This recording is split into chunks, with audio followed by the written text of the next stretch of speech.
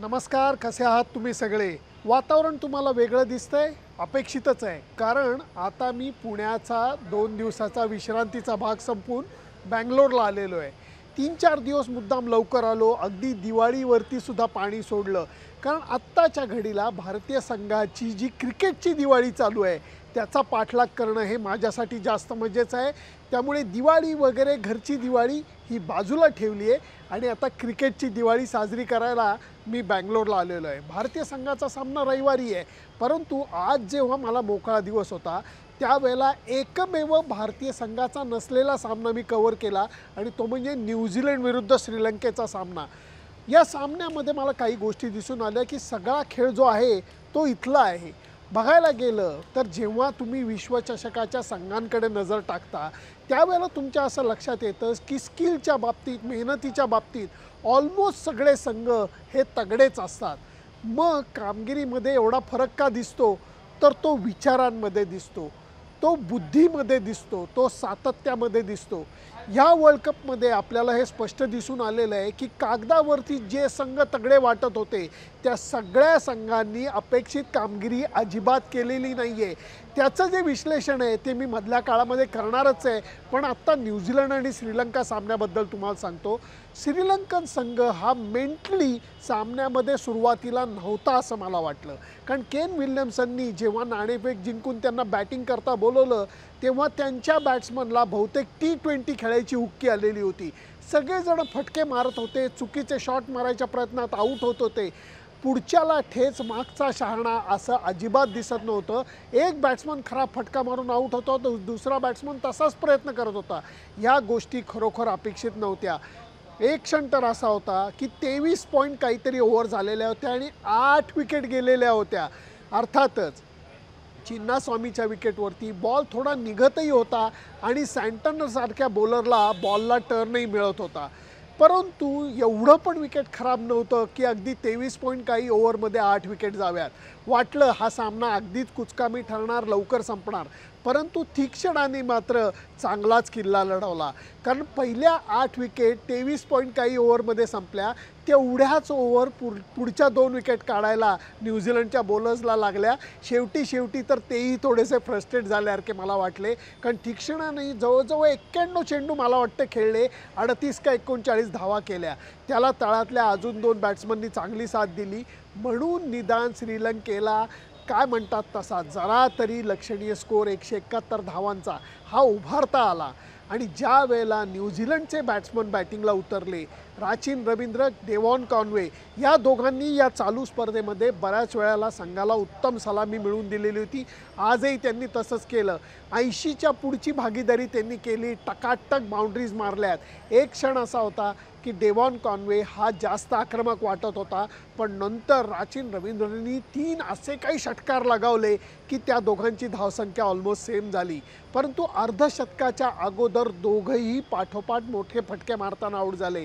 माझा अत्यंत लाडका बॅट्समन केन विल्यमसन बॅटनी बॉल ओढवून स्टंपावरती घेऊन आऊट झाला.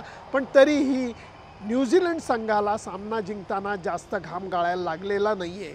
न्यूझीलंड संघाच्या बाबतीत असं दिसतंय की त्यांचे जे फास्ट बॉलर आहेत टीम साऊदी, ट्रेंट बोल्ट हे स्विंग बॉलर आहेत. त्यांना सुरुवातीला थोडासा स्विंग मिळतो, परंतु नंतर सँटनरसारखा बॉलर हा जास्त कामी येतो असं मला वाटतं. कारण तो नुसता हुशार नाही आहे तर फिरकी मिळवण्याच्या बाबतीतही तो तरबेज आहे. भारतीय संघ 99.99% उपांत्य फेरीचा सामना हा न्यूझीलंड संघाविरुद्धच खेळणार आहे, मुंबईलाच खेळणार आहे. म्हणून माझं लक्ष या सामन्यावरती जास्त होतं. आता थोडंसं भारतीय संघावरती उतरतो, परंतु त्याच्या अगोदर नेहमीची आठवण करून देतो की कृपा करून माझं YouTube channel, Facebook page, Instagram account हे लाईक, सबस्क्राईब आणि शेअर करायला विसरू नका. कारण यूट्यूबचा आता 90,000चा टप्पा जवळ आलेला आहे आणि आपल्याला वर्ल्ड कप संपायच्या आत 1 लाखाचा टप्पा गाठायचा आहे. आता भारतीय संघाच्या तयारीबद्दल सांगतो. भारतीय संघानं बुधवारी सराव केला, गुरुवारी एकदम रेस्ट केली. मला जे कळलं आहे त्याप्रमाणे संपूर्ण संघ कदाचित राहुल द्रविडच्या घरी जेवायला जाणार आहे. संघ सध्या रोज सराव करत नाही. लयीत राहण्याचा प्रयत्न करतो, एनर्जी बचावण्याचा प्रयत्न करतो. त्यामुळे गुरुवारी भारतीय संघाने सराव केलेला नाही आहे. शुक्रवारी भारतीय संघाचं ऑप्शनल ट्रेनिंग आहे. पण माझा अंदाज विचारलात तर या ऑप्शनल ट्रेनिंगला सगळेजण येतील. परत मॅचच्या आदल्या दिवशी जास्त सराव करणार नाही. असं म्हणत असताना बँगलोरबद्दल प्रत्येक भारतीय खेळाडूला एक वेगळी आत्मीयता वाटते. तुम्ही म्हणाल का? अहो असं काय करता? जेव्हा तुम्हाला बॅटिंग किंवा बॉलिंगमध्ये सुधारणा करायची असते तुम्हाला बँगलोरला यायला लागतं, कारण नॅशनल क्रिकेट अकॅडमी इथं आहे. जेव्हा तुम्हाला दुखापत होते, तुमच्यावरती सर्जरी केली जाते, त्याच्यातनं सावरायला परत तुम्हाला नॅशनल क्रिकेट अकॅडमीतच यायला लागतं. त्यामुळे प्रत्येक भारतीय खेळाडूंनी चांगला मजबूत वेळ हा बँगलोरमध्ये घालवलेला आहे, नॅशनल क्रिकेट अकॅडमीमध्ये घालवलेला आहे. त्यामुळे सगळ्यांना या वास्तूबद्दल, या जागेबद्दल थोडीशी वेगळी आत्मीयता वाटते.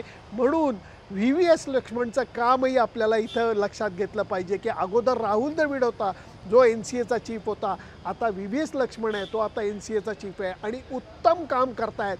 मी तर म्हणतो भारतीय क्रिकेटची ही पाठशाला आहे. चांगली गोष्ट अशी म्हणता येईल की या सगळ्यामुळे बँगलोरचा आता रविवारचा सामना हा लोक एकीकडे म्हणतात की ठीक आहे, एवढं काय अगदी महत्त्वाचं नाही. माझ्या दृष्टीने तसं नाही आहे. खूप जण, मी अगोदरच तुम्हाला सांगतो, खूप जण असा विचार करतायत की आता कदाचित राखीव खेळाडूंना भारतीय संघ संधी देईल. मला तसं वाटत नाही. त्याचं योग्य विवेचन मी सामन्याच्या आदल्या दिवशी करेनच. परंतु एवढंच तुम्हाला सांगू इच्छितो, भारतीय संघ बाकी कुठलाही विचार करणार नाही. जसं अगोदरच्या 8 संघांना पराभूत केलं चांगलं क्रिकेट खेळून, तसंच चांगलं क्रिकेट खेळून 9व्या संघाला पराभूत करायचा एवढा सरळ साधा विचार असेल भारतीय संघाच्या मनामध्ये. कारण लय टिकवायची आहे. ही लय जर का टिकली तर पुढची कुठलीच गोष्ट अशक्य होणार नाही आहे. त्यामुळे भारतीय संघाचा सराव, त्यांचे काय योजना चालल्या आहेत याचा अहवाल मी परत तुम्हाला बँगलोरमधनं सादर करीन. तोपर्यंत बाय बाय. फक्त तुम्हाला न्यूझीलंडच्या संघामधल्या काय गोष्टी आवडल्या, काय गोष्टी उणीव म्हणून तुम्हाला दिसल्या हे जरूर सांगा, कारण तुमचंही ऑब्झर्वेशन मला आवडायला लागलेली आहे. तेव्हा हा संवाद चालू ठेवण्यासाठी Facebook page, YouTube channel like, share आणि सबस्क्राईब करायला विसरू नका. भेटूयात परत उद्या नवीन अहवालासह. Bye bye.